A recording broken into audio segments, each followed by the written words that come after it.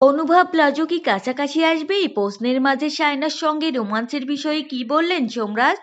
কোণে দেখা আলো ধারাবাহিকে ত্রিকোণ প্রেমের সমীকরণের আভাস দেখা যাচ্ছে পর্দায়। এরই মধ্যে আলোচনার কেন্দ্রবিন্দুতে সোমরাজ শায়নার সমীকরণ। লাজুবন্তী, অনুভব এবং বনলতা তিনজনের মধ্যেই এক ত্রিকোণ প্রেমের তৈরি হচ্ছে।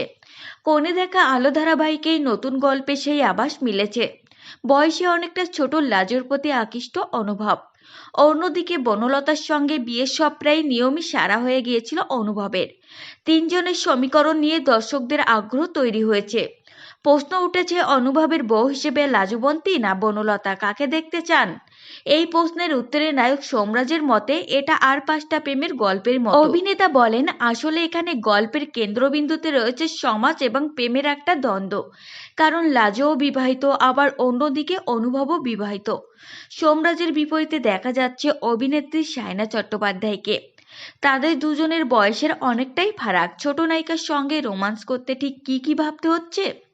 সোমরাজের স্পষ্ট জবাব, সায়না ভীষণ মিষ্টি মেয়ে, খুব ভালো অভিনেত্রী, কোনো অসুবিধা হচ্ছে না কাজ করতে। শটের সময় এত কিছু ভাবার সময় থাকে না।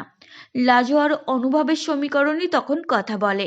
আর তাছাড়াও ও যে অনেকটাই ছোট সেটাই তো দেখানো হচ্ছে, সেইভাবে অনুভব ব্যবহারও করছে।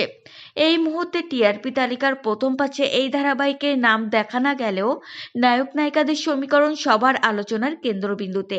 তো ফ্রেন্ডস, এই ছিল আজকের ভিডিও। আপনাদের যদি এই তথ্যগুলো ভালো লেগে থাকে অবশ্যই ভিডিওটিকে একটি লাইক করবেন আর চ্যানেলটিকে সাবস্ক্রাইব করে সঙ্গে থাকবেন।